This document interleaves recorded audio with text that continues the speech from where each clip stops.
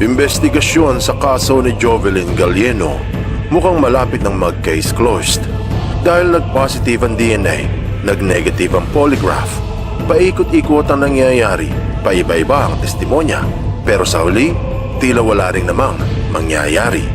Sa dismaya ng mga netizens at ng pamilya Gallieno, unti-unti nang lumalayo sa katotohanan. Ngunit mabubulabog ang iyong pagkatao kung maririnig mo na lumabag sa patakaran ng investigation protocol ng PNP manual ang kapulisan ng Puerto Princesa na maaaring maging dahilan upang mapawalang sala ang pangunahing suspect. Mayroong mga naniniwala at marami din namang naghihinala.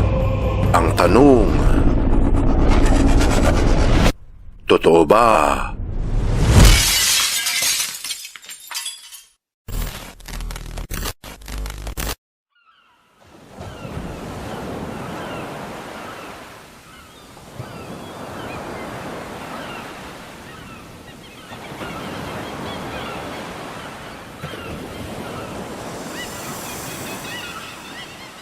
Nagpahayag na ang National Bureau of Investigation hinggil sa konklusyon ng investigasyon sa pagkawala ni Jovelyn. Marahil tapos na sila sa kaso, pero hindi ang mga netizens. Mula nang magpahayag ang NBI na kakasuhan raw ang mga netizens na nagpapahayag hinggil sa kaso ni Jovelyn Gallieno, marami ang nabahala. May nagsasabi na ang balak ay patungan ng slander o libel ang mga nagmamalasakit na vloggers na naghahanap ng katotohanan, mga YouTubers na hindi kontento sa paraan ng investigasyon. Dahil malinaw nga naman raw na mayroong katiwalian sa Puerto Princesa. Ganun pa man, dahil sa banta, marami ang nanahimik, marami ang nangamba. Subalit ang hindi alam ng mga nito na ang internet libel ay hindi basta-basta pwedeng isampa sa mga netizens sapagkat mayroong ilang katangian nito na kailangang mapatunayan upang maging ganap na cybercrime. Ayon sa PNL law, mayroong ilang prerequisite o mga sangkap upang ang isang paninira ay maging internet slander sa ilalim ng Cybercrime Prevention Act ng 2012. Sa madaling salita, kailangan ng lahat ng sangkap upang makasuhan ang isa. At dalawa dito ang maaaring iwasan ng mga vloggers para hindi maipit. Katulad ng tinatawag na defamatory statement o pahayag na nakakasira sa reputasyon o pangalan ng isa, at ang identifiability o ang pagpapahayag sa publiko kung sino ang tinutukoy. Halimbawa, kung nais na magsalita hinggil sa katiwalian sa investigasyon sa kaso ni Jovelyn Gallieno, ipariing na ang sasabihin ay sariling pananaw lamang o opinyon ng isang concerned citizen. At upang sumang-ayon sa algorithm ng YouTube, Inglesin mo ang sasabihin katulad ng in my own opinion o from my point of view o this is what I think upang mahagip ng YouTube na ang iyong pahayag ay sarili mong pananaw, hindi paninira. Sa katunayan, paano kakakasuhan ng paninira sa kapulisan kung ang mismong gobyerno ng Pilipinas ang nagsasabi na sobra sa 5,000 na mga pulis ang tinanggal sa PNP dahil sa katiwalian? Kung hindi ka makapaniwala, ito patutunayan ko sa iyo sa pahayag ng PNA, ang tagapag-ulat ng pamahalaan noong buwan ng Abril, na 5,200 mga pulis ang na-dismiss ng PNP at 700 dito ang sangkot sa iligal na droga. Kaya makakaiwas ang isa sa libel dahil mismo ang pamahalaan na ang nagsasabi. Hindi ka ba nagtataka na ilang beses nagsalita si Idol Raffy bago ito naging senador ng mabibigat na paratang laban sa PNP, mga korupsyon, kabulastugan at kung ano-ano pa, pero hindi siya makasuhan? Ang tapat na opinyon ng isang netizen hinggil sa nasasaksihang katiwalian sa investigasyon kay Jovelyn Gallieno ay hindi paninira o cyber libel, kung hindi pananaw ng isang concerned citizen. Pangalawa, ang sangkap ng cyber libel na tinaguriang identifiability. Makakaiwas sa gulo ang isang vlogger kung hindi ipapahayag ang pangalan o anong detalye kung sino ang tinutukoy. Mas mainam kung ang sasabihin ay ilang miyembro ng kapulisan o isang tauhan na nakauniforme, walang pangalan at walang paglalarawan. Iwas gulo at iwas kaso. Sa makatuwid, Kung pakikinggan ang ilang pahayag ni Sir Tommy Abile sa kanyang programa, mapapansin na minsan umiiwas ito na magbanggit ng pangalan para hindi maipit. Kaya sa kabila ng bantahan ng NBI laban sa mga netizens, marami pa ring mga vloggers ang hindi matinag sa paghayag ng katotohanan.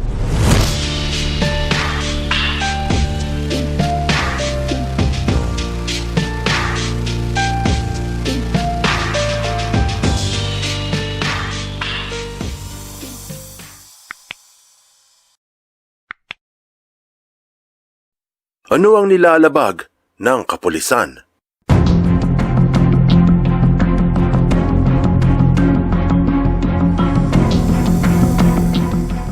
Upang hindi madaling masangkot ang isa sa cyber libel hinggil sa mga mali ng kapulisan sa Puerto Princesa, kailangan ay pamilyar sa hakbang ng tamang investigasyon. Hindi kailangan maging isang abogado upang maunawaan ang nakalahad sa manual ng PNP. Kailangan lang ay ang malinaw na pangunawa. Silipin natin mismo ang lista ng protocols na kailangang sundin ng bawat pulis pagdating sa isang investigasyon.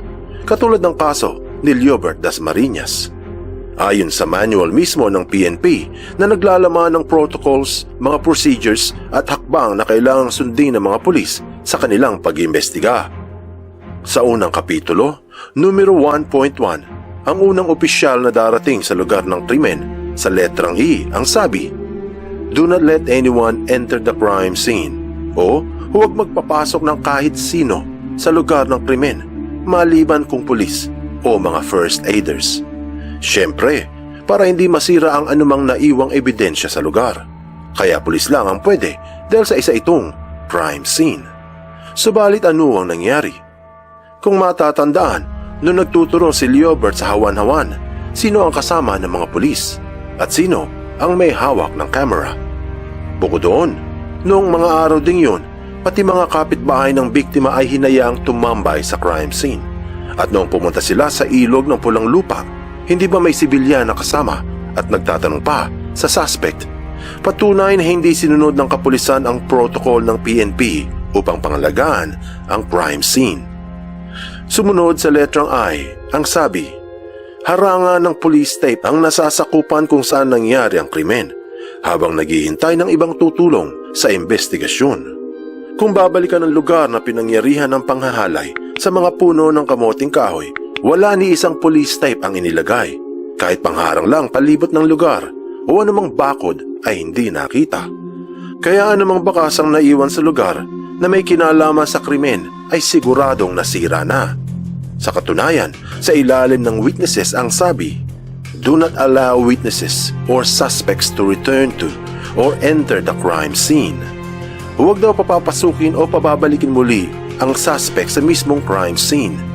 Pero kung kailangan tanungin ng isa, dapat gawin ito malapit lang sa lugar, pero hindi mismo sa crime scene. Siyempre nga naman, makasisira ito sa investigasyon. Pero hindi ba nakita sa isang upload ang tila pagdidikta ng isang mamamahayag at ng isang sibilyan? Patunay ulit na walang balak sumunod ang kapulisan doon sa mga patakaran ng PNP. Ang mga ito ay umpisa pa lamang sa mga pruweba na hindi sumusunod ang kapulisan sa Puerto Princesa sa PNP Field Manual on Investigation of Crimes and Violence and Other Crimes ng taong 2011. At kung bihasa ang defense attorney ni Leobert, ay maaaring gamitin ito bilang dahilan upang mapawalang sala ang suspect. Dahil kung iisipin, kahit na positive ang DNA ng kalansay at bumagsak ang polygraph, nagbago naman ang testimonya si Leobert at ayaw nang umamin. Paano ngayon patutunayan ng PNP sa korte na hinalay at pinatay nito si Jovelyn kung sira-sira na ang crime scene? Anong aral ang mapupulot dito? Ang kitang-kita na hindi pagsunod ng kapulisan sa kanilang protocols ay pangitain na hindi rin ginagalang ng mga nakauniforme ang patakaran ng kanilang organisasyon. Paano ngayon ito pasusunodin sa batas ang taong bayan kung sila mismo ang lumalabag nito?